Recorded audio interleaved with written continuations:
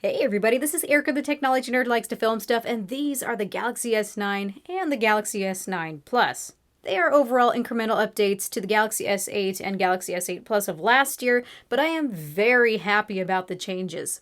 Camera improvements, new features, more RAM, stereo speakers, and a bit less bezel. Let's check them out. Starting with looking around them, the first notable difference between the two is not just the size this time around, but the S9 has one camera where the S9 Plus has two. We've got a wide angle and a telephoto lens following after the Note 8. We can also see the fingerprint sensor positions have moved to a more sensible place on both of them. At the top, we've got all the previous sensors, including the iris scanner, 8-megapixel front-facing camera, and now the receiver pairs as a second speaker for the AKG-tuned stereo speakers. We finally have stereo speakers. Then on the bottoms, we have a headphone jack. We've kept that. We have a USB-C charging port that's compatible with Quick Charge 2.0, a microphone, and the second bottom-facing speaker. On the left side, we have the volume rocker and the Bixby button. Yes, it's still there. On the right side, we have the power button.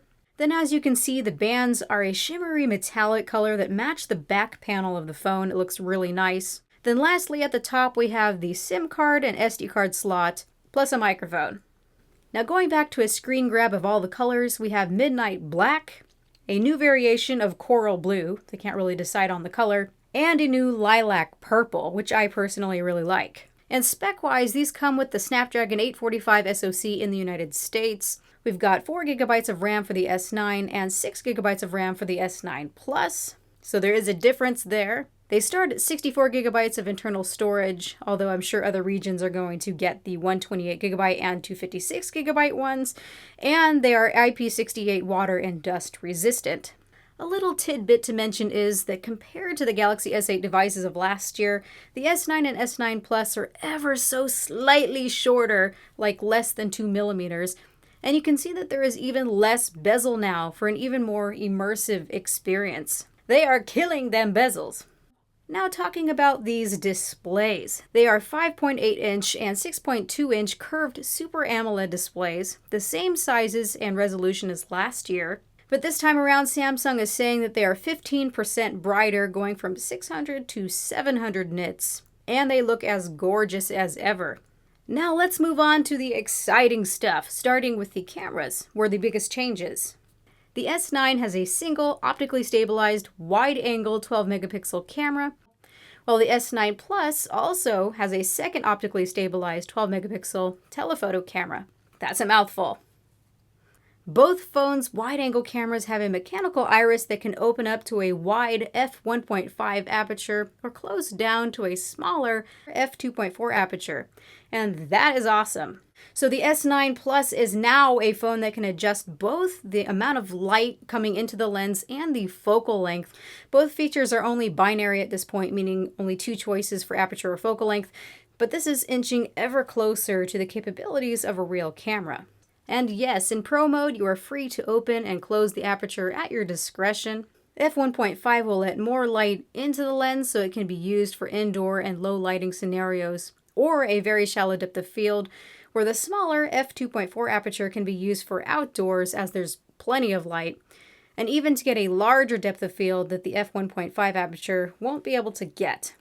Now, an f1.5 aperture is pretty large for a small camera sensor, and they tout its usefulness and its super low light capabilities. It's the largest aperture that I have seen so far on a smartphone. The camera's DRAM is also enabling multi-frame noise reduction, where the camera is able to take 12 images and combine them to get a result with less noise. So we will see how it all works in real-world comparisons in my review. Here are some quick Galaxy S9 Plus samples that I took while at the event.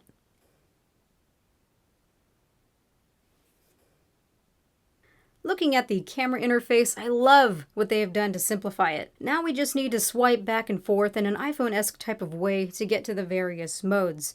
It's all immediately accessible and very easy to use. Let's have a look at the super slow motion mode.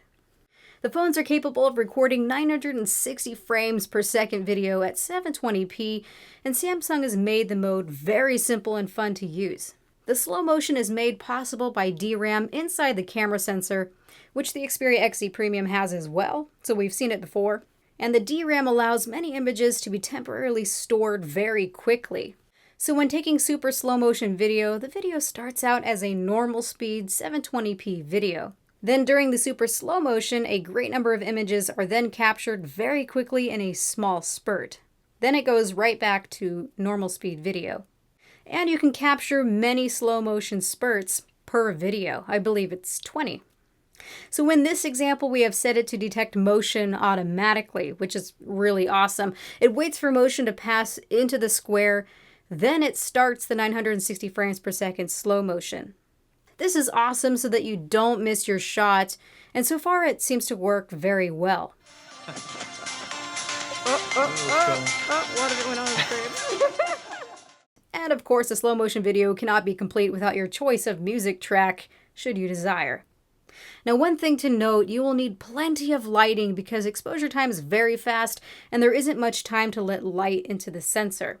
Image quality will degrade very quickly and will look very noisy without lots of light.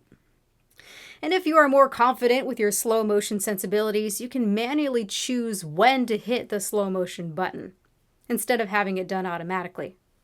Another awesome thing is that once you record your slow motion video, you can crop it to your liking and set it to your lock screen. So whenever you turn on your phone, you can experience that same moment. Next is Samsung's answer to Emojis called AR Emoji, which I actually quite like, and I think I will use more than Apple's variation. It works by capturing an image of your face and then mapping it onto a character that looks like you. Then, of course, you can make some facial adjustments, you can change your hairstyle, you can change your accessories, and even your clothing to match your personality best. It maps out more than 100 facial features to create expressions, even allowing you to use an avatar made by someone else. I tried the others made that day, which was fun. You can also mask your face to an animal or silly stickers. Then you can record all of your shenanigans to the gallery to check out and share later. An implementation that I think makes this AR emoji feature actually useful and not just something I'm going to forget about is that your emoji avatar is created into 18 emoji GIFs that you can share. So these GIFs are readily available to share inside of the keyboard to express various emotions while texting, and many avatars are remembered so you can scroll through them. In a day and age where emojis and GIFs are used to express ourselves more often than face-to-face in some circumstances, at least here they actually look like us. Other bits about the cameras. The Galaxy S9 has a second telephoto lens that helps to create the live photo shallow depth of field effect like we had on the Note 8, and the S9 doesn't. But in the camera interface, Samsung has included their classic selective focus that uses one camera and software, so the experience feels more even if it's not as good. Now about that fingerprint sensor placement, it's not inside the display still, but I am well pleased that they moved it and things look more balanced. Though I have to admit, I suddenly found it feeling placed a little too far down on the S9 Plus due to having two cameras, one on top of the other, but I will get used to it quickly. The S9 felt great though and right where I expected it to be. Speaking of biometrics, Samsung has created a new option under security lock settings called Intelligent Scan. So Intelligent Scan is designed to use your irises to unlock the phone, but if iris scanning isn't available due to, just say, very bright outdoor lighting, it will automatically use face unlock instead. So Intelligent Scan intelligently decides when to use iris scanning or face scanning, and it works with unlocking the phone and in supported apps. The last big change I want to talk about are those stereo speakers. It was always frustrating accidentally covering the bottom speaker with my hand. I did that all the time. Now, while one speaker is still bottom firing, the receiver speaker won't be easily covered, so we won't be left any longer with entirely plugged up sound. As for sound quality, the speakers are tuned by AKG and support Dolby Digital Surround Sound, which is a nice effect, but at first impression, they still have that thin feeling to them. But I will take these any day. Here is a little sample of what they sound like.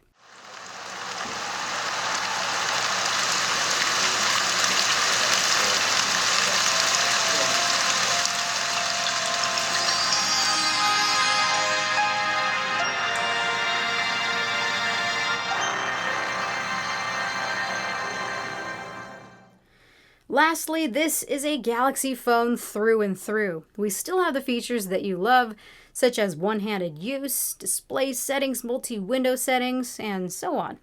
The under-the-screen home button is still here. Everything is still here. And I almost forgot to mention the S-Health sensor is still here as well.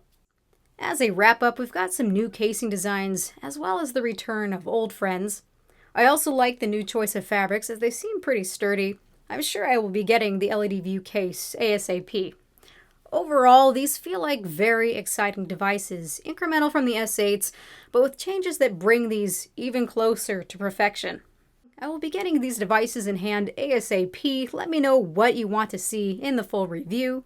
So this has been Erica the Technology Nerd. Thank you so much for watching. Hit that notification bell to be notified of future videos. I really hope that this was informative and helpful. Have a good day, you guys.